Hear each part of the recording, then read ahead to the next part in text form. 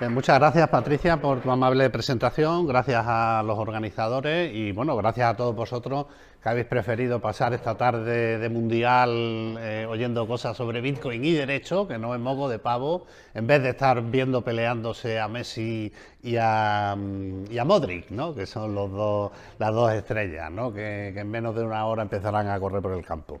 Bien, bueno, la presentación, no tenía pensado traer presentación, pero bueno, esta tarde las notas que tenía de artículos y demás, pues bueno, le he hecho un pequeño esquema que nos sirva de guión, ¿no? Y las conversaciones aquí en el Bitcoin Tuesday, bueno, los que ya estáis aquí sabéis que esto no es una clase magistral que habla uno y todos los demás callan, ¿no? Sino que, bueno, que lo suyo es que haya un diálogo y que al final nos enriquezcamos todos de nuestras ideas, de nuestras preguntas, de nuestras inquietudes y de las respuestas que podamos dar, ¿no? Yo en ese sentido, pues bueno, pues canalizaré un poco el debate si surge, ¿no? Con lo cual, bueno, pues a lo largo de la charla tampoco es necesario, entiendo que tengáis que esperar al final para poder plantear vuestras dudas. Y iremos viendo distintos bloques temáticos y si hay algo que queráis que explique con mayor detalle o alguna cosa que venga a colación de lo que estemos explicando, pues sin problema lo levantáis la mano y lo planteamos, ¿no? Bien, cuando hablamos de Bitcoin y en relación con el mundo del derecho, casi siempre de lo que habla la gente es de cómo el derecho puede afectar a Bitcoin. Es decir, que si el reglamento MiCA, que si bueno, los temas fiscales, cómo hay que tributar, etcétera, ¿no? O sea, es decir, cómo la regulación que se hace para que tenga en su ámbito de aplicación o en su extensión a Bitcoin y las criptomonedas. Pero pocas veces se habla de cómo Bitcoin puede afectar a las estructuras y las instituciones jurídicas del mundo actual. Y entre ellos, pues bueno, veremos, me centraré sobre todo, entre ellas hay muchas cosas aquí a tratar, ¿no? Pero yo me centraré sobre todo en el derecho de la propiedad. Aquí he enumerado 5 apartados, que bueno, si nos da tiempo lo completaré, hablaremos de todo, ¿no? Brevemente, pero sobre todo la charla de hoy va a ser centrada en el derecho de la propiedad. Entonces, entre esas cuestiones, esas estructuras e instituciones jurídicas actuales que se van a ver afectadas por una nueva realidad como es Bitcoin, pues están el derecho de la propiedad, el derecho de libertad de empresa, o más bien, vamos, cuando digo derecho de propiedad, ahora lo veremos, es el derecho de propiedad o más bien la ausencia del derecho de propiedad, porque realmente lo que nos venden como derecho de propiedad es un engañabobos. No tenemos, el derecho de propiedad no existe, como ahora veremos, ¿no? Sin embargo, con Bitcoin sí que podemos hablar realmente de un derecho de propiedad. La libertad de empresa, lo mismo. La libertad de empresa nos la venden en la moto como un derecho que está en las constituciones, en las leyes y demás, pero es mentira, no existe la libertad de empresa. Sin embargo, con Bitcoin sí hemos conseguido montar una empresa o una estructura empresarial al margen totalmente de los poderes públicos y además resistente, por utilizar un término como que se utiliza ahora mucho, resiliente, ¿no? Pero vamos, no es, a mí lo de resiliente, inclusivo y todo el rollo este, en fin, los términos woke y todas estas buzzwords, pues no me gustan, ¿no? Lo único es una cosa que, como veremos en fin, a lo largo de la charla, pues le hace una peineta a los poderes públicos. Y me da igual tus limitaciones a la libertad de empresa, porque la libertad de empresa, como decimos, no existe, ¿no? En tercer lugar, comentaremos un poco, si nos da tiempo, la protección de los activos. O sea, bueno, con la libertad de empresa está el fenómeno de las DAOs, que eso está vinculado con lo de la DAO de Ethereum, pero que la DAO de Ethereum no era una DAO, era un chiringuito centralizado al que le pusieron el nombre de DAO, porque lo cierto es que ahí está la... Bueno, igual a lo mejor, yo entiendo que todos los que estáis aquí ya estáis un poquito introducidos y por lo tanto no os suena chino lo que estoy hablando, ¿no? Pero la bifurcación que se produjo en Ethereum con el hackeo de la DAO demuestra precisamente que Ethereum no es una DAO, es un chiringuito centralizado y ya está, porque si hubiera sido una DAO de verdad, pues no habría habido esa bifurcación, ¿no? Bueno, luego tenemos la protección de los activos de Bitcoin. Claro, ese es un tema interesante vinculado con lo anterior, con lo de las DAO. Porque con las DAO no tenemos ninguna estructura jurídica, ningún sujeto activo o pasivo de derechos. Y entonces, ¿cómo se protegen los activos que de alguna u otra manera están generados a partir de la DAO? Y aquí planteo, por ejemplo, el tema del software. Sabéis que el software de Bitcoin está licenciado bajo la licencia del MIT, que es probablemente la licencia más amplia y menos restrictiva de derechos que existe, pero luego hay otros elementos adicionales a lo que sería simplemente el software, como son, por ejemplo, los logotipos. Pero bueno, no voy a adelantar porque yo creo que esto lo trataremos más adelante. Luego está también, veremos, esto ya es más derecho ficción que otra cosa, lo que viene ahora, ¿no? Lo de la libertad de pensamiento. Ahora hay una corriente que se está hablando mucho, vamos, se está empezando a surgir una disciplina jurídica que le llaman los neuroderechos.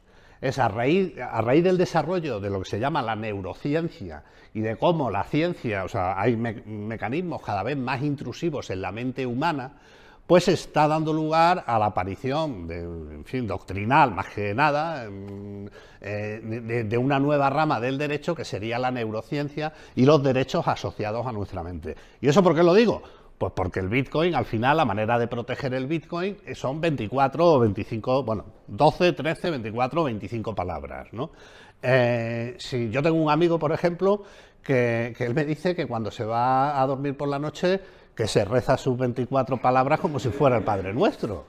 Y que esa es la manera de memorizar. Hombre, entiendo que tendrá por ahí otro respaldo, ¿no?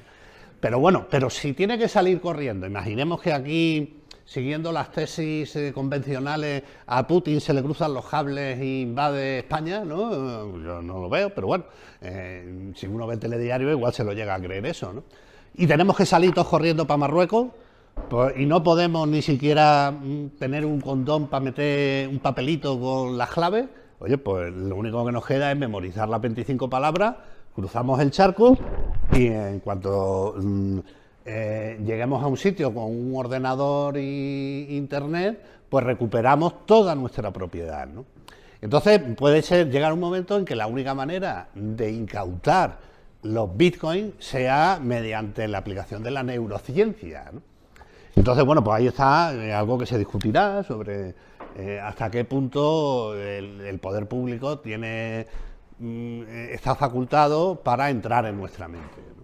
Y luego las relaciones internacionales, por último, que yo creo que, bueno, esto, salvo lo que es el derecho de propiedad y la libertad de empresa, igual ya con lo que hemos hablado ya están cubiertos los demás puntos. Sobre todo las relaciones internacionales, yo creo que uno de los puntos básicos que va a introducir Bitcoin es, y además lo estamos viendo ahora con el tema de la guerra de Ucrania, es el fin de la guerra económica. O sea, ya no vamos a poder utilizar la economía como guerra, o sea, como un arma de guerra, como se está usando ahora con Rusia, congelándole los saldos, congelándole no, incautándole o embargándole los saldos que tiene en los bancos occidentales, o lo que ha pasado, por ejemplo, con Venezuela, que el oro de Venezuela lo tienen en el Reino Unido y el Reino Unido dice que no se lo da a nadie, ni a Maduro, ni al otro, el chiribaina, el otro ese que creía que todo el mundo le iba a hacer caso y que el Guaidó, ¿no? Y que nadie le está haciendo caso, ¿no? Pero ahora el Reino Unido dice que no se lo da ni a uno ni a otro, ni a Guaidó, porque, oye, en fin, ¿no? Este tío también, a ver dónde va a guardar esto. En una lancha se va a llevar las toneladas de oro y al Maduro no, porque se considera que es ilegítimo. El caso es que al final me lo quedo yo, ¿no? Entonces, bueno, pues si Bitcoin se configura como una reserva de valor a nivel de Banco Central, pues obviamente en la utilización de la política monetaria, bueno, no de la política monetaria, la utilización de las reservas de los bancos centrales como arma económica, pues obviamente será un arma que ya no se podrá usar. Bien, en relación con estas cosas, o sea, a mí siempre me gusta poner el ejemplo, porque yo veo muchas similitudes entre Bitcoin y lo que pasaba con la Internet en los años, sobre todo a principios y finales, en la década de los 90, ¿no? Que fue cuando se empezó a popularizar. Y una de las cosas que yo en aquella época empecé a estudiar fue el tema de los nombres de dominio. Los nombres de dominio hoy día todo el mundo sabe lo que es, ¿no? Pues pones coca-cola.es y vas a la página de Coca-Cola. Y entonces en aquella época surgían muchas dudas en la doctrina y demás sobre qué era un nombre de dominio, si era una marca, se hablaba mucho de la naturaleza jurídica del nombre de dominio y demás, ¿no? Bien, si lo pensamos fríamente, el nombre de dominio, cuando John Postel, Paul Mockapetris y Stewart Mill, creo que es, crearon el sistema de nombres de dominio, lo que estaban era buscando un sistema mnemotécnico para no tener que usar direcciones IP, que era lo que se usaba en aquella época, y utilizar caracteres más cercanos a los hombres y por lo tanto, o sea, si yo me quiero comunicar con la Universidad de Harvard, pues oye, no tengo que estar memorizando la ristra de 147, 187, 3, 2, 1, no, simplemente harvard.com y ya es más fácil recordar. Ese fue el origen del sistema de nombres de dominio. Pero, ¿qué pasó? Que eso ha dado lugar a probablemente la primera institución jurídica que surgió con ocasión de Internet. Y esa institución jurídica es un signo distintivo. Desde luego, cuando Mills, Postel y Mocapetris hicieron el sistema, en modo alguno estaban pensando en crear un sistema de signos distintivos análogo al de las marcas, patentes y demás, para Internet. Ellos lo que estaban pensando era simplemente arreglar un problema que tenían. Pero ¿qué sucede? Que, queramos o no, dio lugar a ese signo distintivo con consecuencias jurídicas. Pero, vamos, aquí podríamos hablar mucho, la creación de todo el sistema de la OMPI, de resolución de conflictos, normas y demás y tal, ¿no? Bueno, pues Bitcoin sucede algo parecido. Lo quiera o no lo quiera Satoshi Nakamoto, o sea, estuviera o no estuviera en la mente de Satoshi Nakamoto, lo cierto es que Bitcoin va a acabar influenciando a otras estructuras e instituciones del mundo jurídico actual, de la misma manera que los nombres de dominio afectaron al universo identitario en materia o de instituciones en materia identitaria que existían hasta la época, ¿no? Bien, y una de esas cuestiones a las que más va a afectar el Bitcoin es al derecho de propiedad. Y al derecho de propiedad, y entonces, bueno, para entender esto, tendremos que hacer un breve, intentaré que, vamos, va a ser gran parte, ya lo adelanto, ¿no?, de la charla, ¿no? Pero para entender esto, igual que para entender las implicaciones económicas de Bitcoin y cómo va a alterar el sistema de base de nuestro funcionamiento monetario, para entender eso tenemos que comprender cómo funciona el sistema fiat actual. Si no entiendes cómo funciona el sistema fiat actual y los problemas que tiene, pues difícilmente vamos a poder entender qué aporta Bitcoin a ese sistema. Bueno, pues esto sucede un poco lo mismo con el derecho de propiedad. Para entender cómo afecta el Bitcoin al derecho de propiedad, tenemos que estudiar un poco cómo funciona el derecho de propiedad y en qué consiste. Bien, yo recuerdo la primera vez, y para que os hagáis una idea, yo llevo estudiando, el primer artículo que yo escribí sobre Bitcoin fue en el año 2013, un artículo para El Mundo, ¿no? El título era El mito del dinero virtual o algo así. Entonces, bueno, era un artículo de divulgación sobre lo que era Bitcoin, ¿no? Y desde entonces, pues bueno, llevo estudiándolo, ¿no? Pero no fue hasta el año 2020 cuando caí en la cuenta del tema este del derecho de propiedad, para que os hagáis una idea, ¿no? Y fue en una cena que tuve con Manuel Polavieja, que me imagino que la inmensa mayoría de los que estáis aquí lo conoceréis, con ocasión de una charla que estaba montando en la RootedCon, que es el principal congreso de hackers que hay en España, la Rooted, y que tuve una charla sobre DAOs y demás, que un panel que organizaba yo. Y entonces, hablándolo con Manuel, al final de la cena me dijo: oye, Javier, ¿y tú no crees que esto del Bitcoin también tiene relación con el derecho de propiedad? Y yo, claro, me quedé así, digo, bueno, como el derecho de propiedad, digo, pues yo no lo veo yo qué relación tiene, ¿no? Pero claro, me lo decía Manuel Polavieja, no me lo decía un tío que estaba andando por la calle, ¿no? Y desde entonces ya se me quedé con la mosca detrás de la oreja, ¿no? Y luego ya ya más recientemente, y yo le estaba dando vueltas, ¿no? Digo, a ver, esto, el derecho de propiedad, cómo tiene vinculación con Bitcoin y demás, ¿no? Y ya con Álvaro de María, que me imagino que todos sabréis que ha escrito un libro y que de vez en cuando hace firmas por ahí con él, ¿no? Digamos que confirmó esta tesis, ¿no? Es lo que pasa que lo enfoca de otra manera. Él habla de una redefinición del derecho de propiedad. Yo realmente creo que no es que redefina el derecho de propiedad, es que, digamos, nunca en la historia de la humanidad nos hemos encontrado ante una propiedad con las características que tiene Bitcoin, que nos permite hablar propiamente del derecho de propiedad. Bueno, pues lo que tenemos ahora no es un derecho de propiedad, es un engañabobos.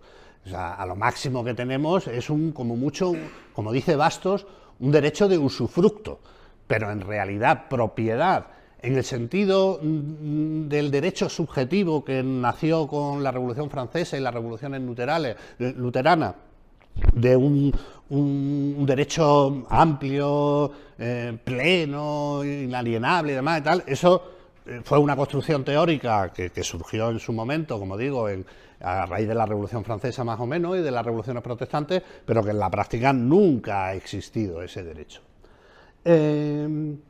Entonces, bien, vamos ahora a ver un poco la evolución histórica, como yo la veo, de lo que llamamos propiedad y derecho de propiedad, que son dos cosas distintas, no hay que confundir, ¿no? O sea, nosotros en la situación actual confundimos propiedad con derecho de propiedad, pero conviene separarlo, ¿no? Porque el derecho, lo que es el derecho de propiedad es una construcción muy reciente, como digo, sale a raíz de, no tiene más de 300 años, sale a raíz de la Revolución Francesa, ¿no? Entonces, bueno, cuando empecé a estudiar esto, una de las cosas que me llamaban, que quería mirar, era si lo de la propiedad era algo, hasta cierto punto de vista, que los humanos tenemos como metidos en el código genético, por decirlo de alguna manera, o si es algo cultural. Y entonces estuve mirando a ver si había habido estudios que miraran, o sea, o que estuvieran investigando en los niños, si los niños tienen ese concepto de derecho de propiedad o no. Y llegué a tres conclusiones, ¿no? En primer lugar, la primera es que la propiedad, o la concepción que el niño tiene sobre la propiedad, varía de una cultura a otra tremendamente. Mientras que en Asia, que tienen una tradición colectivista mucho más acentuada que en Europa, la propiedad aparece más tarde y aparece con una intensidad inferior, en Europa y en Occidente, con una tradición individualista mucho mayor, sin embargo los niños desarrollan antes el concepto de propiedad y con una intensidad mucho más fuerte, lo cual nos da idea de que la propiedad es algo que, bueno, que forma parte un poco es un constructo cultural, ¿no? O sea, forma parte de la cultura, dependiendo de la cultura en la que estemos, habrá o no derecho de propiedad y habrá, vamos, no derecho, todavía no aventuremos, ¿no? Habrá o no el concepto de propiedad y ese concepto tendrá una mayor o menor amplitud. En segundo lugar, los niños lo que desarrollan es, sobre en torno a 3 años, es el concepto de lo mío. Pero el concepto de lo mío es que todo es mío. O sea, el niño, todo lo que llega a su mano es mío, mío, mío, mío, mío, mío, mío, mío. Y ya está. Pero no admiten la propiedad de otros. Eso es algo, por eso, por ejemplo, un niño de 3 años no tiene concepto de robar. O sea, eso es algo que a un niño no le puede decir a un niño de 3 años, no cojas eso que no es tuyo. Eso el niño no lo va a entender. Eso hasta que no llega más o menos en torno a los 5 años, es cuando ya el niño empieza a entender lo que es la propiedad de los otros y cuando ya empieza a entender la norma de que no puedes quitarle la propiedad a otros. Y entonces ya, claro, ya está esa contraposición, lo mío y lo de los otros, ¿no? Bueno, luego están los comunistas que tienen una concepción muy rara de la propiedad, ¿no? Que lo mío es mío y lo de los demás también es mío, ¿no? O sea, en ese sentido se parecen un poco a los niños de 3 años, ¿no? Esto es un chiste malo. Si hay algún comunista en la sala, aunque lo dudo, que le pido perdón, ¿no? Por aligerar un poco el debate, ¿no? Eso, bueno, en cuanto a los niños. Y vamos a meternos un poco más en lo que sería temas históricos, ¿no? Hay varios autores, ahora lo tenía por ahí apuntado, pero no me acuerdo de los nombres, que han estudiado el derecho, vamos, la institución de la propiedad a lo largo de la historia. Y bueno, hay algunas cosas interesantes y otras que a mí no me convencen, ¿no? Pero bueno, yo, como lo veo yo, ¿no? En mi opinión, todo o casi todo lo que tiene algo de valor siempre ha tenido, tiene y tendrá un propietario o dueño. Siempre. Y ese propietario o dueño es aquel que tiene la facultad de decidir sobre el uso, disfrute y disponibilidad de esa cosa. Y eso ha existido desde que el hombre es hombre, incluso si me apura existe incluso entre los animales. Es decir, la propiedad es una situación fáctica. No hay que, o sea, entre los juristas distinguimos entre propiedad y posesión. No me meto yo aquí en esta distinción, ¿no? O sea, porque uno puede ser propietario de una cosa y yo se la dejo a Guerrilla que la utilice. Y, oye, yo dejo el sello ese que me ha dejado mi amigo que está por ahí, ¿no? No es de mi propiedad, porque yo no hago eso, ¿no? Es de propiedad de mi amigo que me la ha dejado a mí. Y entonces yo estoy en posesión temporal de esa cosa y a su vez os la dejo a vosotros y estáis en posesión temporal de la cosa, pero no sois dueños, ¿no? Entonces, ¿qué sucede? Que, como digo, propietario ha existido siempre de todo lo que es valioso. Y el propietario es aquel que tiene la facultad de decidir, como digo, el uso, disfrute y sobre todo la disponibilidad. ¿Qué sucede? Que el aseguramiento de esas facultades se hace mediante la violencia. Con lo cual, pensemos en una sociedad primitiva, tribal, cazador-recolector, la propiedad, y hay que tener en cuenta una cosa, la propiedad puede ser tanto individual, que es un derecho reconocido, como he dicho recientemente, como colectiva. O sea, pensemos, la tribu tiene que cazar en comunidad, porque para cazar un mamut, o lo cazas entre 15 o 20, o no lo cazas. Si uno va solo a cazar un mamut, pues lo normal es que no sea infructuoso.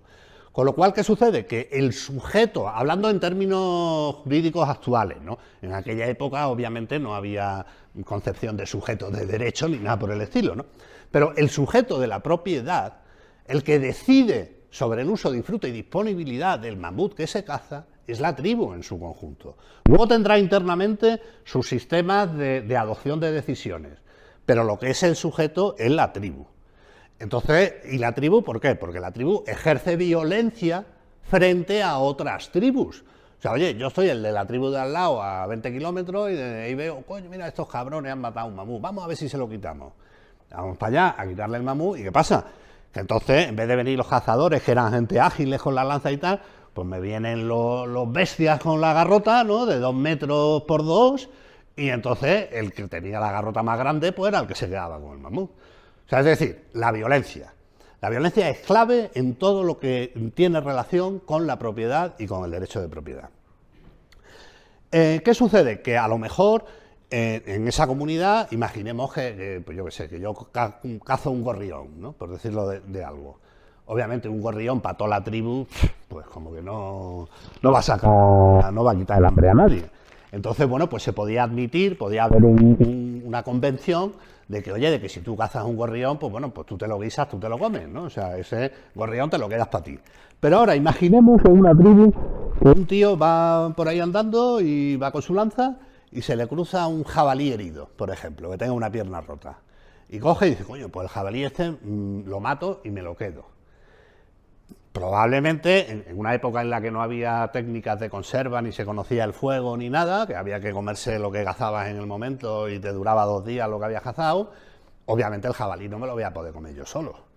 Entonces, ¿qué sucede? Es lógico pensar que yo ese jabalí lo deba compartir con los demás, por mi propia supervivencia, porque si eso le pasa a otro, pues lo va a compartir conmigo.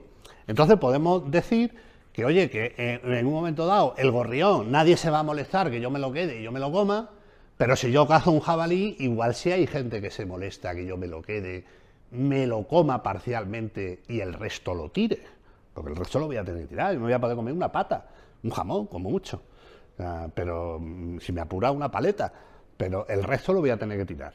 Entonces, esto nos da una idea a otro de los conceptos claves, y lo explico esta parte, de la propiedad. La propiedad tradicionalmente no ha estado vinculada con el individuo, con el sujeto de derechos, ha estado vinculada con el objeto. Y entonces lo que podemos hablar es del estatuto jurídico del mamut, el estatuto jurídico del gorrión o el estatuto jurídico del jabalí. Y eso lo veremos luego cuando veamos en Roma esa situación, ¿no? O sea, digamos que las facultades sobre la cosa de la que soy propietario depende en gran parte de esa cosa. Bien, ay, se ha parado esto. Ahora qué ha pasado. Guía de conexión. Bueno.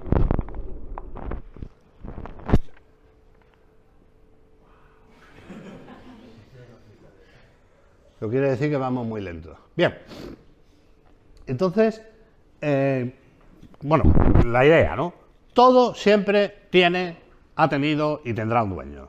Es decir, el que tiene el garrote para decidir sobre qué es lo que se hace con esa cosa.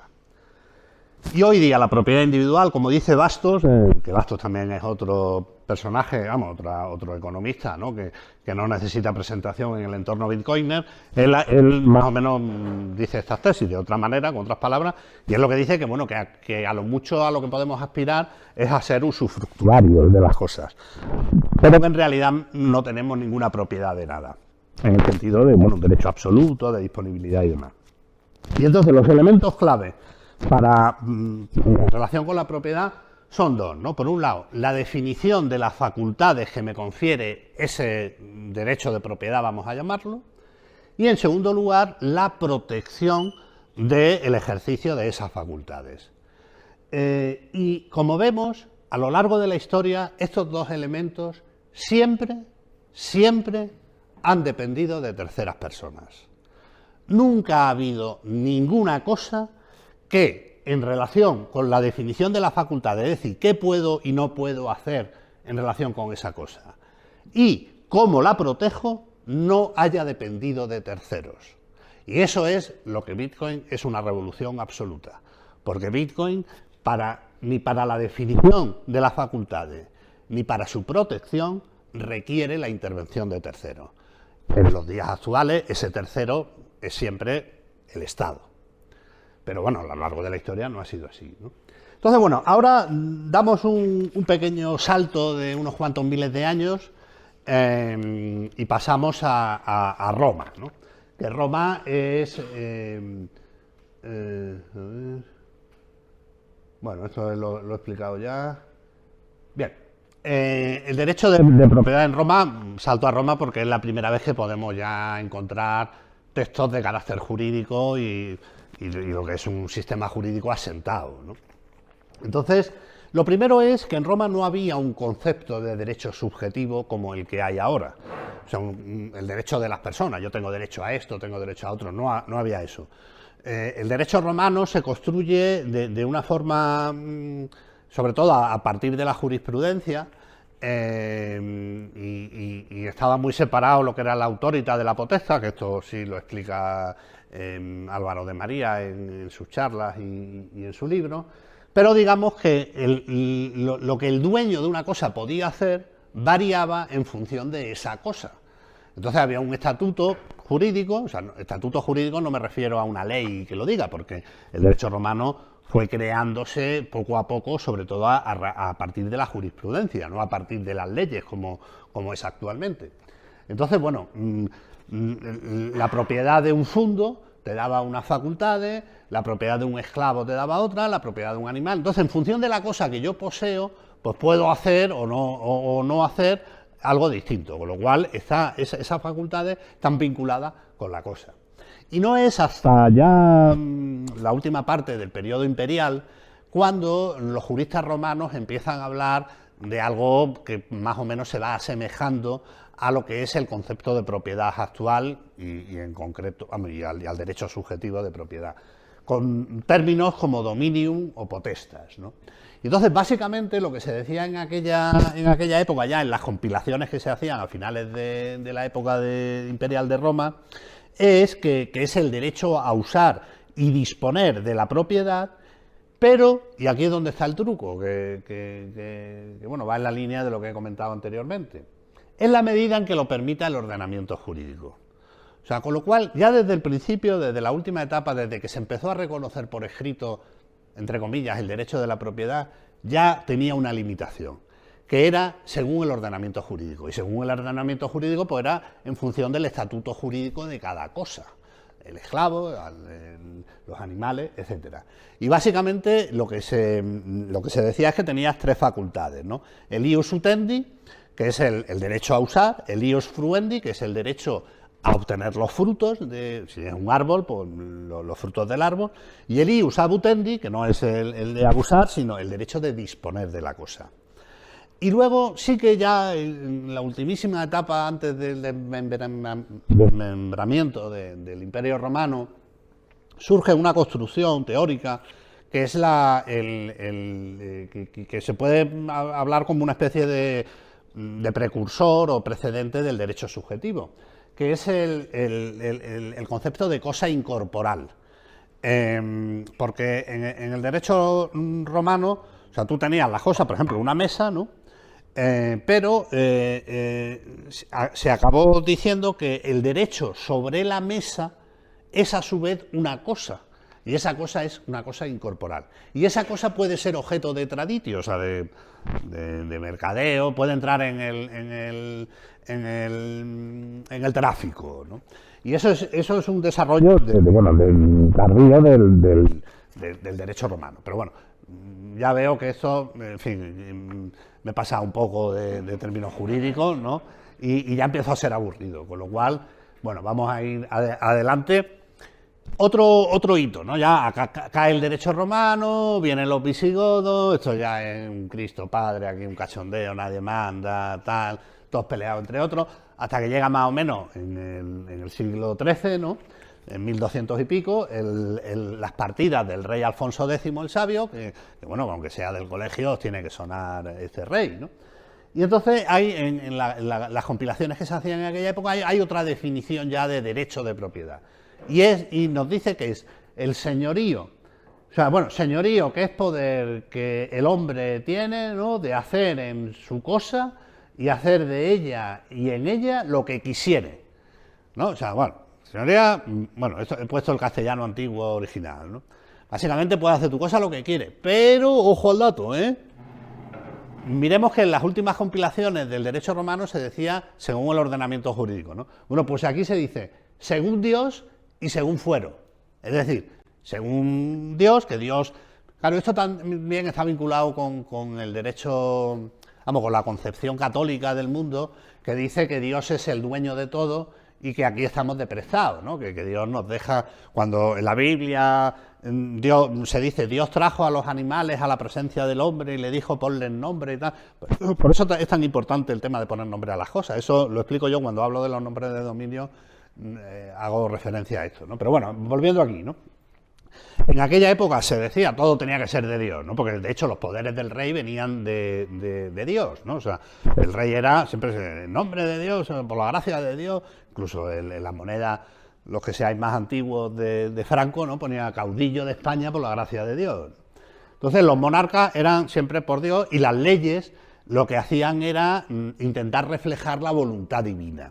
Y entonces aquí tenemos ya dos importantes limitaciones al derecho de propiedad. Es decir, tú puedes hacer lo que quieras, pero siempre conforme a lo diga Dios y según está determinado en las leyes, que las hacemos por soplo divino, ¿no? Bien, como digo ahí, si sustituimos Dios por función social, ese es el Dios actual. El Dios actual no es más que las puertas del comunismo, la función social. Eso es lo que legitima todas las barbaridades que vemos, ¿no?, por parte de los poderes públicos. Entonces, la función social es Dios y el fuero son las leyes. Es más o menos una situación, como vemos, muy parecida a la actual. Poco hemos avanzado en este último milenio, ¿no?, al respecto en este sentido. Vemos que la configuración del derecho de propiedad es prácticamente idéntica, ¿no? Bien, luego viene la Revolución Francesa y las revoluciones luteranas, las revoluciones protestantes, que tienen un marcado carácter individualista, y es donde surge el concepto de derecho subjetivo y donde se desarrolla toda la doctrina más teórica que práctica de un derecho subjetivo como con las características que se le daba de generalidad, de inalienabilidad, etcétera, ¿no? Que bueno, no nos vamos a meter en ello porque nunca han existido, ¿no? Y entonces, ahora vamos a la situación actual, para comprender la situación en la que estamos, ¿no? Y bien, en la situación actual, lo primero es ir a la Declaración Universal de Derechos del Hombre, ¿no?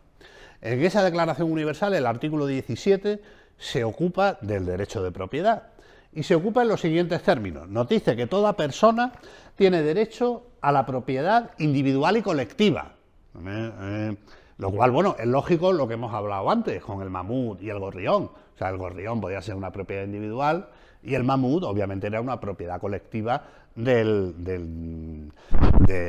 la tribu, ¿no? Porque nosotros tenemos un concepto de propiedad muy anclado al individuo. Pero es que eso no es así. En la historia, la mayoría de las propiedades han sido más o menos colectivas, en el sentido de que el sujeto jurídico del derecho de propiedad estaba integrado a su vez por una pluralidad de personas. Bien, entonces dice, toda persona tiene derecho a la propiedad individual o colectiva, con lo cual, digamos, las empresas, las asociaciones, incluso si me apuran los estados, tienen derecho a la propiedad, ¿no? Y luego, ¿y es donde está ahora el truco del según fuero y Dios y la función social? Nos dice, nadie será privado arbitrariamente de su propiedad. Claro, y aquí es donde está, arbitrariamente. ¿Y eso qué quiere decir? Como arbitrariamente quiere decir sin causa, ¿no? O sea, sin una justificación.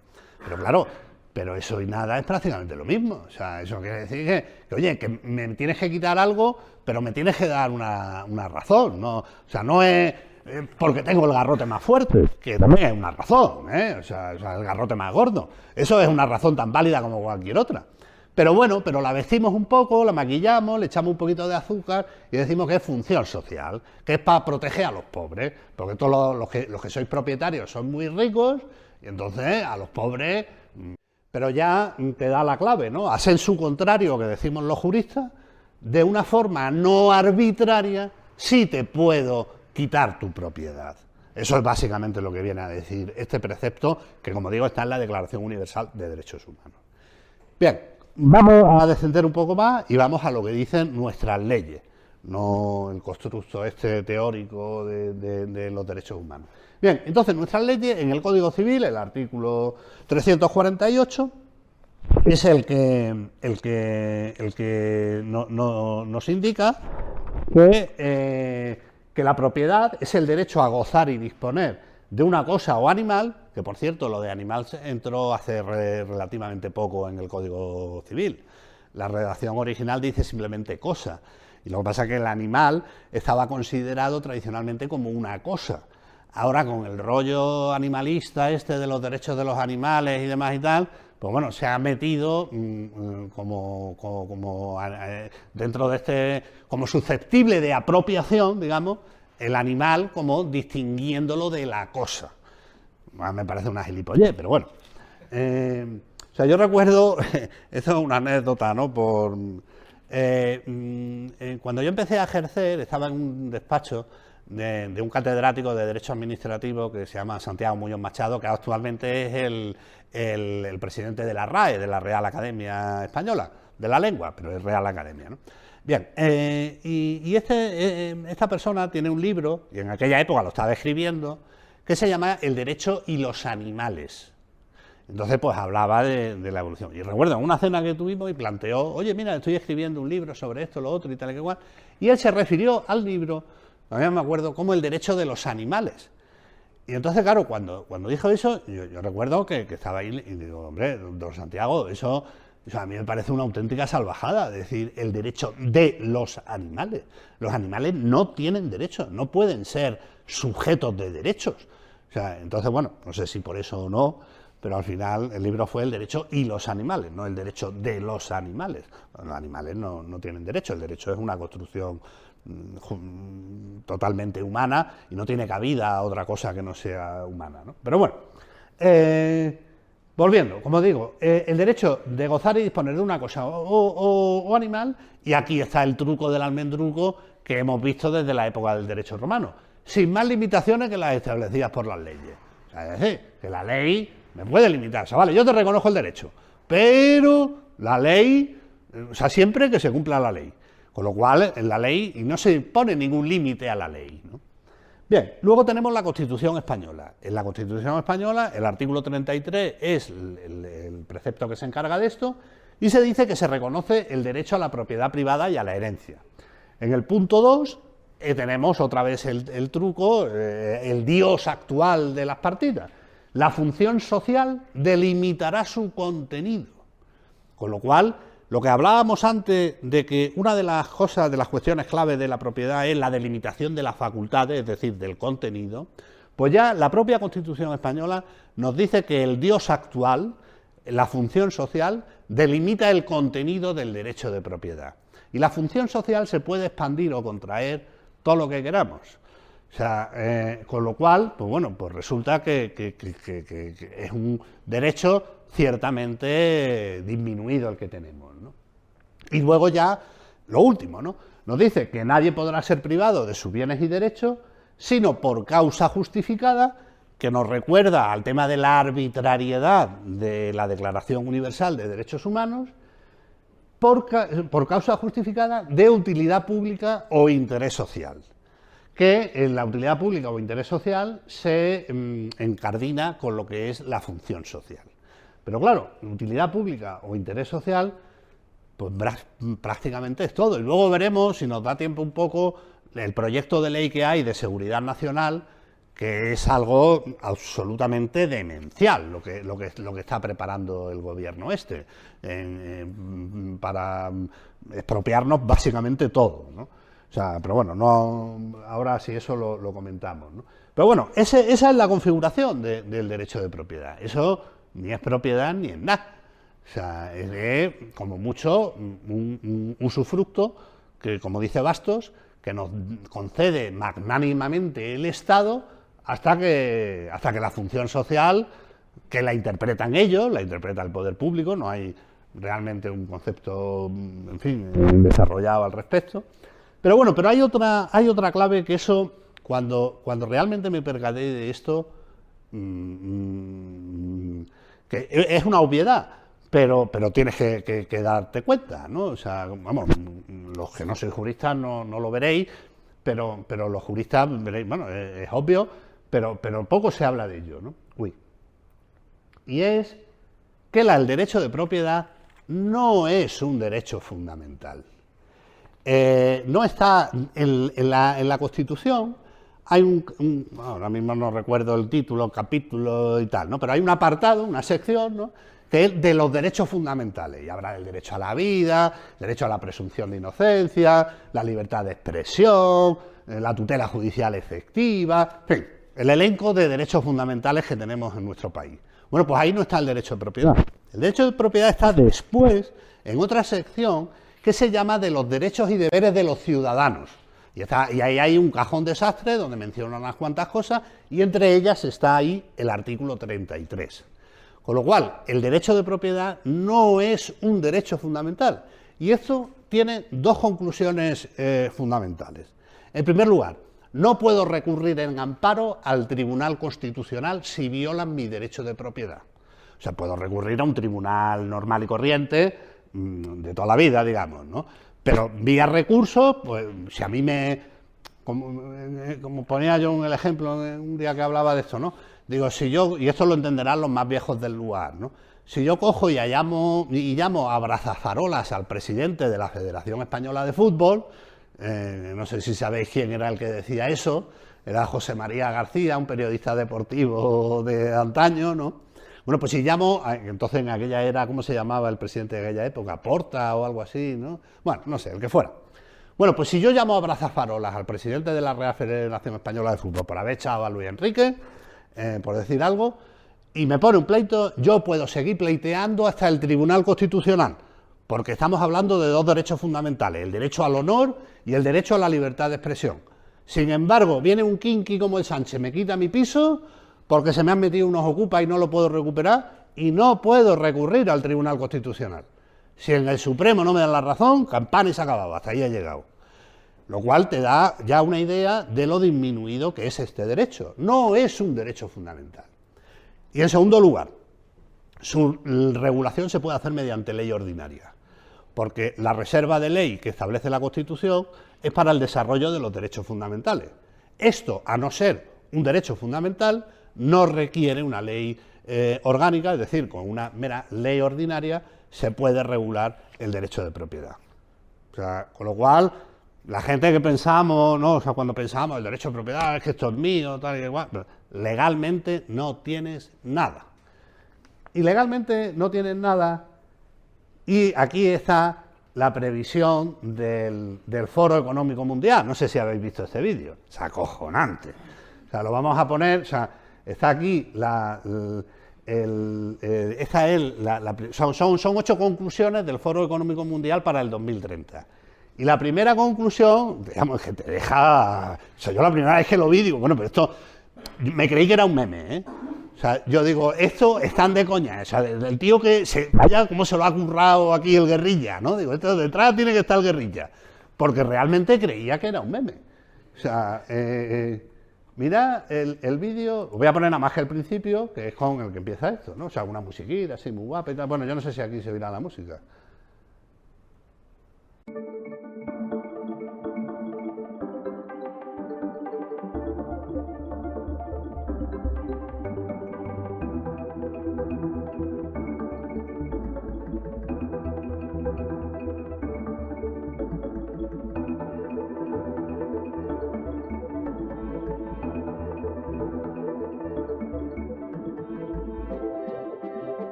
Esta es la previsión del Foro Económico Mundial.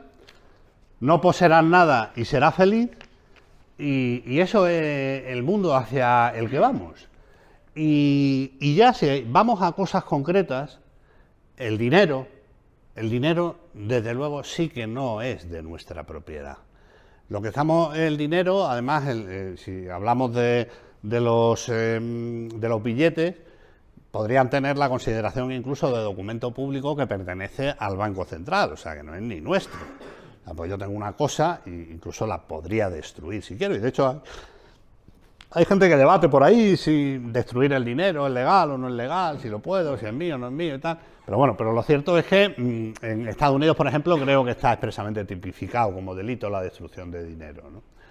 Y bueno, y en España sí que hay alguna que otra norma que va en esa línea, vamos, en Europa, ¿no? Pero bueno, pero lo cierto es que no es nuestro, sobre todo, ¿por qué? Porque vamos a lo que hablábamos de las dos cosas del derecho de propiedad que son importantes. Las facultades que me deja hacer, o sea, que puedo hacer sobre esa cosa, y la protección de la cosa, ¿no? La protección de la propiedad de la cosa. Bien, si vemos las facultades, y ahora ya con la CBDC, las últimas declaraciones de Christine Lagarde, que bueno, están ahí en el enlace este de YouTube, te pone los pelos de punta, porque te dice que, vamos, básicamente están diciendo que quieren un derecho, o sea, un dinero programable, pero claro, programable en nuestro perjuicio. Dice que tiene que ser privado, pero tan privado como lo es el sistema bancario, con lo cual, eso es decir, que no es privado, pero luego es que además, y eso hay un vídeo de Rayo que lo comenta muy bien, el tema de la expansión cuantitativa esta del dinero que ha habido y cómo ahora tienen que cerrar el grifo, pero ojo al dato, el Banco Central, y eso hay un vídeo de Rayo que lo explica, ¿no? Se lo ha montado de tal manera que ha aumentado los tipos a los ciudadanos, pero sin embargo a los bancos les dejan financiándose barra libre. Con lo cual, claro, tú piensas, no, los tipos de interés suben para todo el mundo. Pues no. Con las argucias legales del Banco Central, resulta que los bancos siguen financiándose prácticamente gratis y sin embargo a nosotros la hipoteca nos va subiendo mes a mes. ¿Y qué pasa? Que con la CBDC que se prevé, eso se puede llegar hasta el límite del individuo. Y entonces se ve que tú, oye, tienes una huella de carbono X porque te comes chuletones a punta pala y tienes un diésel en vez de tener un eléctrico, pues resulta que tú tienes un tipo de interés negativo del 5% anual. ¿Por qué? Pues porque me sale a mí de ahí. Y eso es lo que se prepara con la CBDC. Por eso, como creo que tú lo has comentado en más de una ocasión, Guerrilla, es muy importante que no dejemos de usar el efectivo. Porque lo que ha dicho Lagarde en esta reunión, dice, bueno, hemos detectado que la peña ya no usa el dinero en efectivo, que el dinero en efectivo es, yo no sé qué porcentaje dijo, ¿no? Bueno, un porcentaje muy pequeño, ¿no? Del total del dinero, que al final el total del dinero bancario, o sea, el dinero creado de la nada, supone en torno al 85% del total del dinero, pero bueno, en última instancia el Banco Central es el que tiene la llave para dar más caña o menos caña a ese dinero de los bancos comerciales, ¿no? Y alta. Pero claro, Si pierdo la llave del dinero fiat, bueno, pues ahí pierdo gran parte de mi política monetaria. O sea, imaginemos que la actividad económica se pasa a Bitcoin, porque bueno, las otras cosas, o sea, de otras shitcoins no vamos a hablar, ¿no? Creo que no merece la pena. Vamos a suponer que un 10% de la actividad económica se pasa a Bitcoin, pues resulta que entonces que el Banco Central pierde un 10% de eficacia sobre la política monetaria, ¿no? Si a eso lo unimos que lo que quieren es aplicar un dinero totalmente programable, en el sentido de que te van a ir quitando y te van a definir en qué te lo puedes gastar, en qué no te lo puedes gastar, qué tipo de interés vas a tener que pagar, porque va a ser interés negativo, porque para seguir financiando a los estados y seguir financiando a los bancos insolventes, pues obviamente de algún lado tiene que sacar, porque la tarta ya no da más de sí, ¿no? Y entonces las porciones pues nos las tienen que ir quitando a nosotros, con lo cual ese es el mundo que se avecina. Entonces hay que poner de manifiesto, el Banco Central Europeo, cuando salió el tema de la CBDC, hizo una página web, hay una página web donde ante casi todas las consultas legislativas se proponen para que la gente diga lo que quiera, ¿no? Entonces, bueno, pues ahí no había ni un solo comentario, la última vez que entré, que estuviera a favor de la CBDC, ni uno. Todos estaban en contra y todos criticaban sobre todo el tema de la privacidad. Pues bueno, la Christine Lagarde sale con sus dos ovarios diciendo que bueno, que esto está muy en contacto con la comunidad y con los ciudadanos y no sé qué, y que estamos todos de acuerdo y tal. No estamos de acuerdo. La mayoría de los ciudadanos no quieren la CBDC tal y como están diseñadas, ¿no? Con lo cual, ¿qué sucede? Que tenemos, y yo, mira, yo era de los que me había acostumbrado, sobre todo a raíz de la pandemia, por el rollo este de no contagiarte y la tontería esta que nos metieron en la cabeza, pues dejé de usar mucho el efectivo, la verdad, lo debo reconocer, pero yo estoy volviéndolo a usar ahora. Porque lo que decía Lagarde, eso de que ya nos hemos acostumbrado todos a usar la tarjeta de crédito, esa situación hay que revertirla. Con lo cual, yo animo a todos a que volvamos a usar el efectivo. Aunque sea un coñazo ir al banco, tener que sacar los billetes, luego cuando pagas las monedas y tal, pero coño, mirarlo como una parte del activismo en pro de nuestros derechos y de nuestras libertades.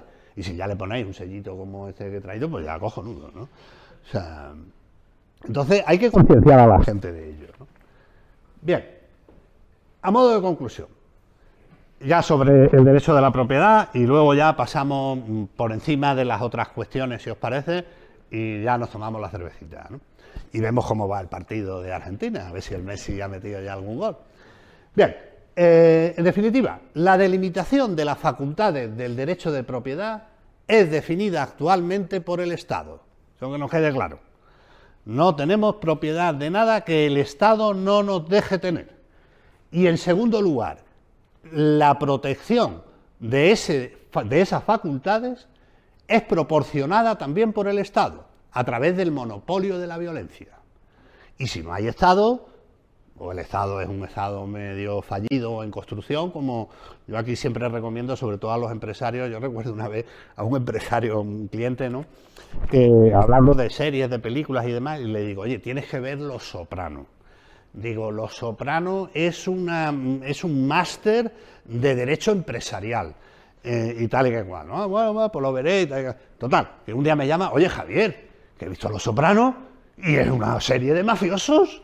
O sea, digo, no, eso no va de la propiedad ni de las empresas. Digo, coño, claro que va de mafiosos, pero coño, va de como una sociedad desvertebrada, se estructura, y El Padrino también es otra que va en esa misma línea, ¿no? O sea, El Padrino, donde no hay Estado, bueno, pues hay alguien que ejerce la violencia.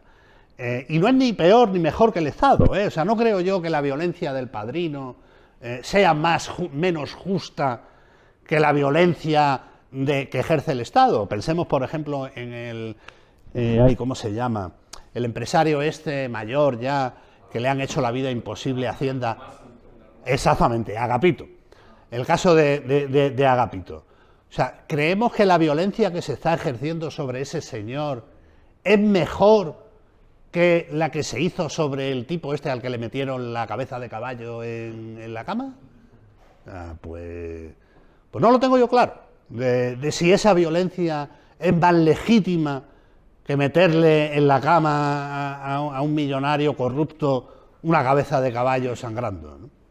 Pero bueno, volviendo, el Estado es el único facultado para protegerla. Y si tú te tomas la justicia por tu mano, vas a la cárcel. Vas a la cárcel aquí en Europa. En Estados Unidos no. En Estados Unidos tú estás en tu finca y te entra un pavo y le pegas un tiro en la cabeza y te nombra el sheriff de la ciudad. O sea, así de claro. Sin embargo, en España, estás en tu casa durmiendo, viene un tío, te viola a tu mujer, a tus hijas y te mata al perro, y como le pegas un tiro en la cabeza, el que acaba en la cárcel eres tú. Y el chorizo se queda con tu mujer, con tu hija y con el piso. O sea, con lo cual también, dependiendo de dónde estemos, las facultades del derecho de propiedad, pues bueno, pues son mayores o menores, ¿no? Lo cual te da ya una idea de la maleabilidad del concepto. Bueno, pues Bitcoin es una peineta con las dos manos al Estado en esto. Es decir, oye, no te necesito para delimitar las facultades que tengo sobre esta cosa, vamos a llamarle cosa a Bitcoin, porque las facultades que yo tengo sobre esta cosa están escritas a piedra en el código informático que creó Satoshi Nakamoto, y eso no se cambia ni para atrás. O sea, no me puedes aumentar, por ejemplo, una cosa clave, que es la oferta monetaria. La oferta monetaria, que ahora mismo es un cachondeo en todo el mundo, pues eso no lo puedes alterar.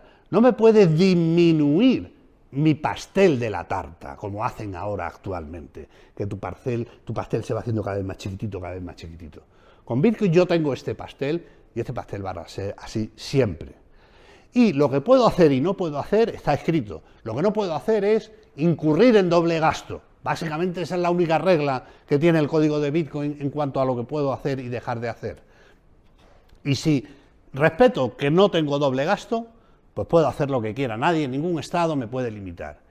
Y lo más importante, no necesito ningún mafioso, sea padrino, sea soprano, o sea Hacienda, o sea el Estado, para proteger ese derecho, esa propiedad, esa cosa, las facultades que yo tengo sobre esa cosa. Veamos, ni la delimitación de las facultades, ni la protección dependen de terceros. Hombre, sobre esto ya hay mucho que hablar, ¿no? Porque en realidad depende de todos, ¿no? Porque es un sistema descentralizado, pero bueno, pero en la práctica no depende de nadie, no depende de nadie, es lo más cercano, vamos, no lo más cercano, es la primera vez que el ser humano se enfrenta a algo que podemos llamar propiedad absoluta, algo que no ha existido jamás en la historia de la humanidad, porque siempre hemos dependido de terceros, como digo, para esas dos cosas, la delimitación de las facultades y la protección. Entonces, bueno, y con esto concluimos el tema del derecho de propiedad. No sé si queréis hacer, por eso, hacemos, que este entiendo que es el grueso de la charla. Con lo cual aquí, si os parece, hacemos una paradiña y por si hay alguna duda o alguna cosa que queráis. O sea, ahora mismo no hay regulación sobre Bitcoin, pero en España no. Pero si alguien me forzase a hacer una transacción en Bitcoin y yo esto lo denuncio, el gobierno entiendo que me podría obligar a esa persona a forzarle a devolverme mis Bitcoins. No, a ver, eso es un delito de coacciones. O sea, si yo te cojo y te pongo una pistola en la cabeza y te digo, escribe tu clave o no, eso te estoy amenazando y al final estoy cometiendo varios delitos, ¿no? En primer lugar una amenaza y en segundo lugar una apropiación indebida o robo, ¿no? Entonces esa persona está cometiendo un delito. El Estado no puede cometer ese delito, de momento. O sea, lo que hablábamos de los neuroderechos.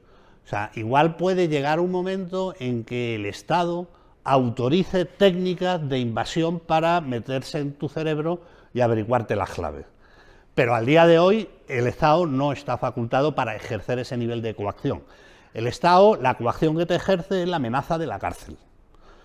Tú o pagas o vas a la cárcel. Pero ya está, más de eso legalmente no puede hacer. Otra cosa es que te venga el Mossad, o te venga la CIA, o te venga el Putin con la pastilla de plutonio, ¿no? O sea, entonces ahí Ya eso es otro nivel de amenaza, pero seguiría siendo ilegal, ¿eh? O sea, lo que hace la CIA es ilegal, ¿no? Sí. ¿Y esto piensas que la gente lo quiere?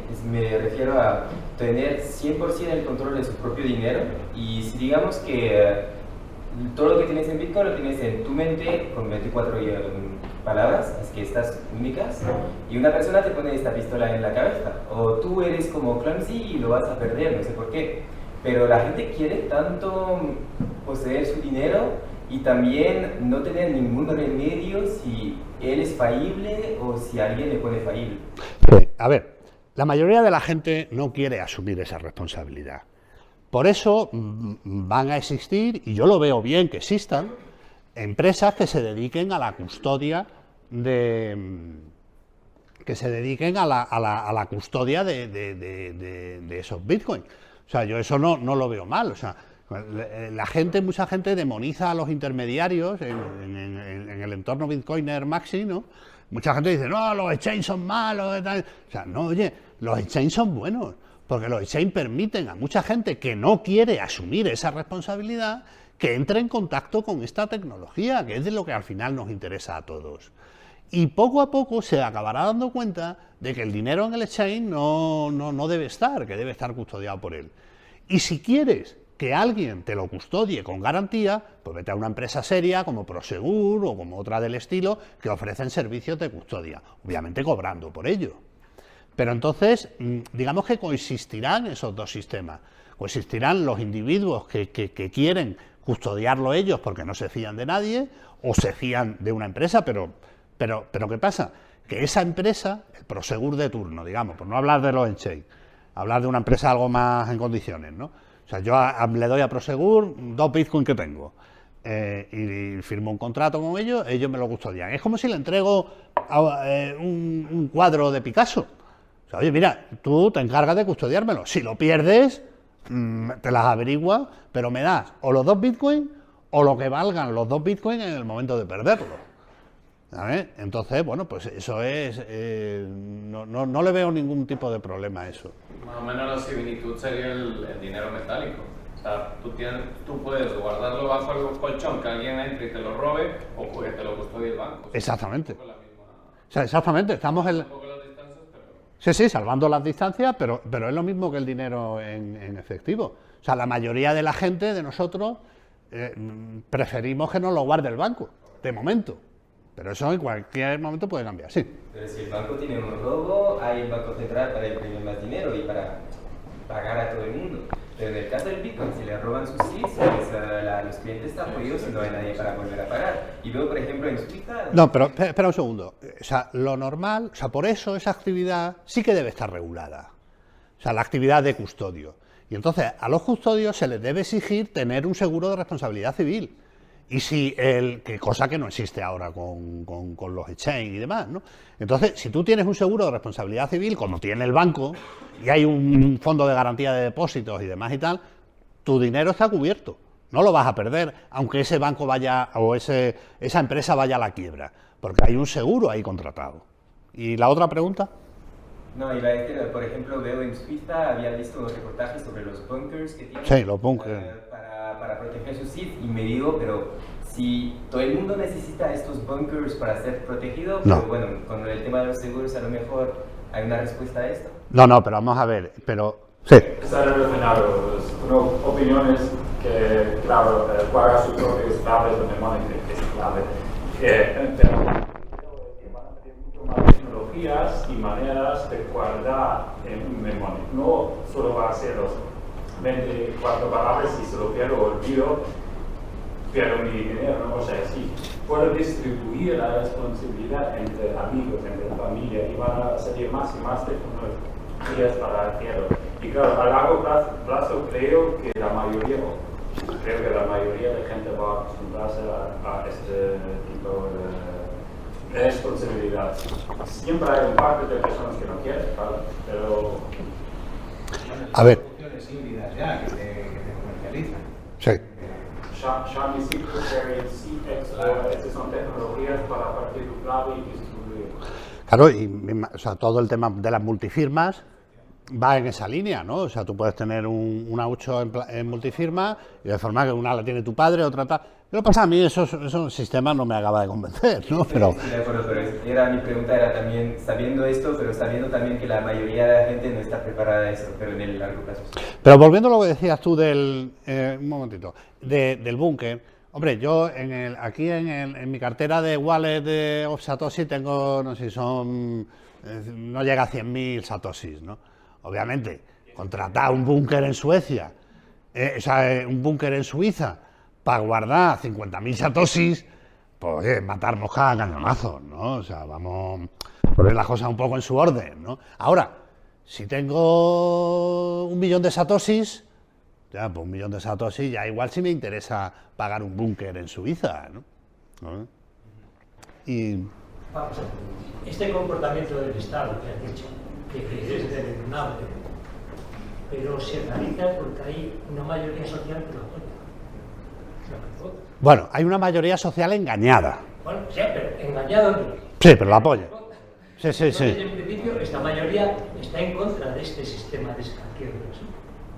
No, a ver, no, o sea, tradicionalmente siempre se ha dicho que Bitcoin, todos los bitcoiners somos unos fachas, unos anarcocapitalistas, no sé qué tal. Eso no es así. Y estoy preparando un artículo al respecto, que Bitcoin es políticamente neutro. O sea, tú puedes ser un comunista y querer Bitcoin. O sea, Bitcoin lo que te hace es, o sea, obliga al poder público a comportarse de forma más honesta que ahora.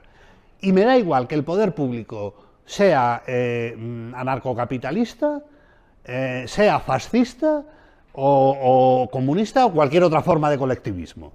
O sea, lo que te obliga Bitcoin, lo que va a obligar Bitcoin a los poderes públicos es a ser más honestos en el manejo de nuestro dinero. Porque el dinero es nuestro, no es del Estado.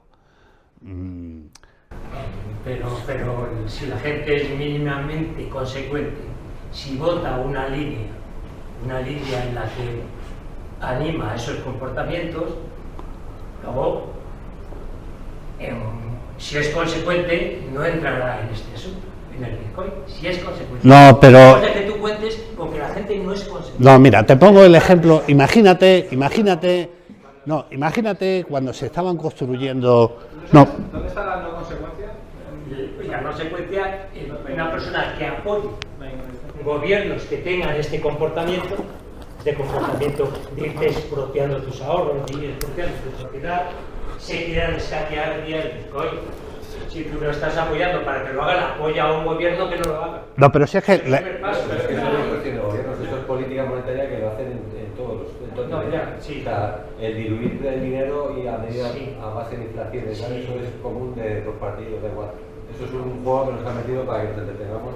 No solo política monetaria. Sí, básicamente. También es algo más que eso. Básicamente es la política monetaria la que diluye nuestros ahorros y... La de consecuencia de la presión que tienen los gobiernos y de lo que tienen que comprar la deuda pública, dicen al Banco Central Europeo, y van diciendo, oye, mira, que te están mintiendo porque necesita dinero para esto, para lo otro y para lo otro. Entonces, con otro gobierno no hay esa presión. También la política monetaria está influida por los gobiernos, porque un banco central serio sí puede controlar, lo puede controlar. Hasta que le somete la presión. ¿Y quién le somete la presión? Los gobiernos. Los gobiernos. Y esos gobiernos están votados, están sostenidos. Sí, pero una cosa, Joaquín. Ya sabemos que es... Pero Joaquín, pero la gente no, pero la gente vota a los políticos, vale, a los aprietabotones del Congreso, que ya vemos como mi paisano de Trujillo, vamos, votaba tirándose peos, ¿no? Por decirlo de alguna manera así coloquial. Pero la gente no vota a la política monetaria. O sea, eso no lo vota la gente. O sea, ¿por qué? Porque la gente no tiene ni puta idea de cómo funciona la política monetaria, ni de cómo la están engañando. Eso por un lado, ¿no? Pero por otro lado, Bitcoin, el problema de Bitcoin es que es un avance tecnológico del cual ya tiene conocimiento la humanidad. Imaginemos, yo qué sé, cuando apareció el motor de explosión y los coches, había mucha reticencia Y se implantaron, por ejemplo, sistemas de que para ir en un coche tenía que ir un tío por delante con un banderín, tenía que ir un conductor, tenía que ir un ingeniero y luego tú detrás. En fin, un Cristo, ¿no? Y todo porque para proteger el monopolio de los que había antes. Imagínate, por ejemplo, que en la época en Egipto, cuando se hacían las pirámides, que no estaba... ¿Tenían rueda ya en Egipto o no? Sí, ¿no? Sí, ya no, la rueda tenía que ser mucho antes. Pero bueno, imagínate una época, la época previa a la rueda. Imagínate previa a la rueda, que tenía que ir todo el mundo con la mochila a cuestas, al monte, a por el hielo, a un lado, las liebres, esto, lo otro, y coge un tío, inventa la rueda y dice, coño, yo me una rueda, le voy a dar una cuerda y pum, y me llevo todo tranquilamente. Y el jefe de la tribu dice, no, porque los porteadores se van a quedar sin trabajo, por decir algo, ¿no? O sea, ¿tú crees que eso va a ningún lado? Lo podrás tapar 1 mes, 2 meses, 3 meses, da igual, pero la gente va a seguir usando la rueda. Pues Bitcoin es la rueda. Bitcoin es equiparable, es un avance tecnológico que, en mi opinión, solo hay 2 cosas en la historia de la humanidad que son equiparables a Bitcoin. Una es la invención de la rueda y la otra es el descubrimiento de cómo manipular y controlar el fuego. Eso, o sea, va a haber 3 hitos a lo largo de la historia: el fuego, la rueda y Bitcoin. Es mi opinión, vamos. Bueno, una trinidad hasta que salga otra cosa que ya sea una cuatrinidad. Pero bueno, la evolución de la humanidad va a saltos, ¿no? O sea, igual que la evolución de las especies, ¿no? O sea, la evolución nos han vendido la moto de que esto es como un proceso continuo, ¿no? Que la evolución es como una raya y no. O sea, si tú te fijas los restos fósiles y demás y tal, la evolución va así. No va así.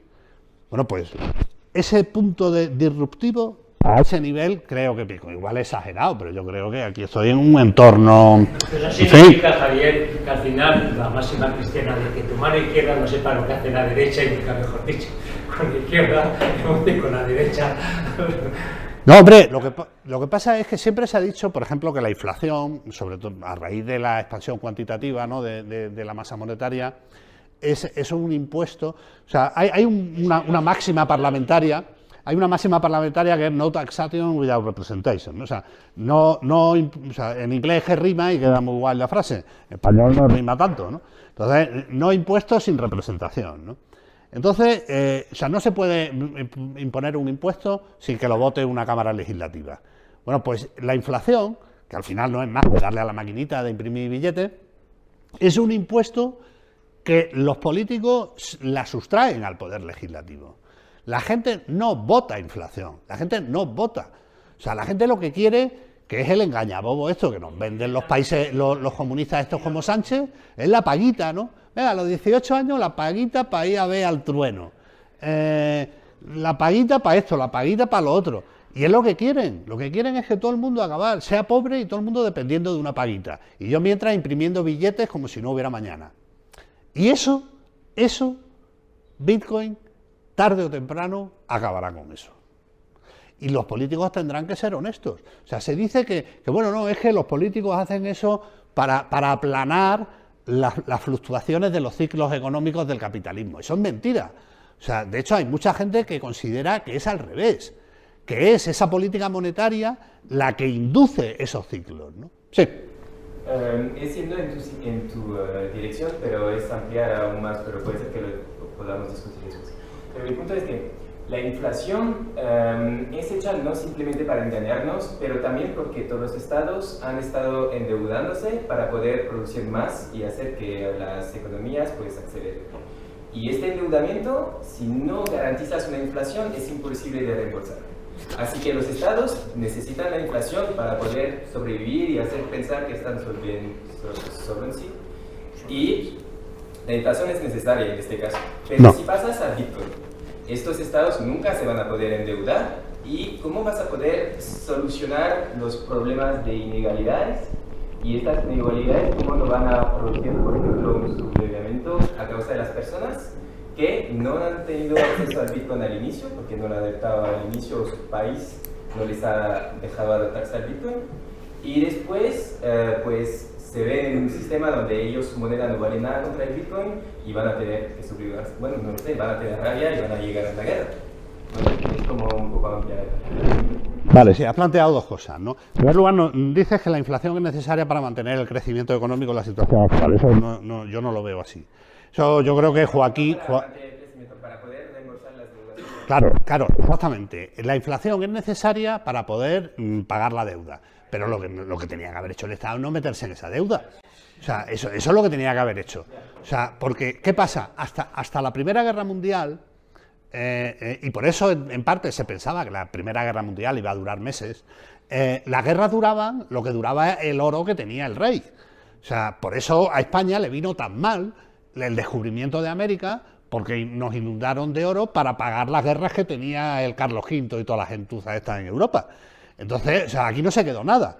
Entonces, si no se hubiera descubierto América, hombre, que tiene su parte buena, ¿no? O sea, no voy a decir yo que no, ¿no? Y de otras cosas, en fin, el compartir el español con cientos de millones de personas, ¿no? Pero bueno, pero a España le vino mal, porque España entró en una espiral inflacionista tremenda por el aumento de la masa monetaria y luego ese dinero se perdió en guerras en Europa. No se gastó aquí, ¿no? Entonces, ¿qué sucede? En la Primera Guerra Mundial, sobre todo, fue cuando los estados vieron que podían financiar la guerra dándole a la maquinita de imprimir billetes. Y ahí tienen la hiperinflación bestial que pasó en Alemania, en la República, ¿no? En el periodo entre guerras. Y sucede ahí hay una cosa interesante. En Europa, cuando vino la crisis del 2008, que llevaba unos años el euro, que estaba más o menos ahí a la paridad del dólar y demás. Yo lo que pasa es que creo que, o sea, la idea era la paridad, pero yo creo que en Europa no se fue totalmente consciente de la demanda internacional que iba a haber de euros. Muchos países sudamericanos y demás empezaron a trabajar en euros y seguramente muchos países americanos puedes pagar con euros en muchos sitios o te lo aceptan de alguna manera informal, ¿no? Pero aparte de eso, resulta que Estados Unidos sí que le dio a la máquina de imprimir billetes.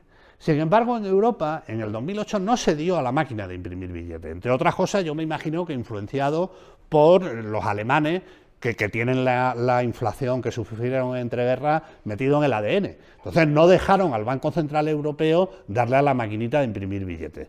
Eso en el 2011 o por ahí más o menos, se fue al garete y dijeron, venga, aquí como la Reserva Federal a imprimir billetes a mansalva. Y yo tenía confianza en que Europa no cayera en eso, ¿no? Pero al final ha caído, ¿no? Con lo cual, lo que tú dices, ¿la inflación es necesaria para mantener el crecimiento económico? No. Es necesaria para pagar la deuda. Pero lo que hay que hacer es endeudarse con cabeza. Sí, pero ahora lo que temo es que haya los países, por ejemplo Estados Unidos, que son siempre primeros en todo y que ahora ya tienen cientos de miles de Bitcoin, y Texas, que está en el mujer, etcétera. Y tendrás países que no tendrán nada. Y en el mundo de Bitcoin, pues esto va a tener como una inigualdad increíble y al final el problema se mantendrá. A ver, cuando un instrumento es adoptado como reserva de valor y como medio de intercambio, al final, o sea, sí, puede que los países que primero adopten Bitcoin podrán tener una cierta ventaja competitiva. Pero al final, si tú eres bueno produciendo cacao, lo que tienes que hacer es, el cacao que vendas, en vez de aceptar la shitcoin del euro o del dólar, dice, oye, yo el cacao me lo pagas en Bitcoin, y si no, no te vendo cacao. O sea, y yo soy un pobre muerto de hambre, en Nigeria o en Etiopía, y yo tengo una plantación de café, y yo lo que digo, mira, a mí el café, si lo quieres, mi café, el mejor café del mundo, aunque aquí estemos viviendo en la miseria, me lo pagas en Bitcoin, y si no, no te lo... Y esos países empezarán a dejar de ser pobres. Creo que ahí el símil sería el oro.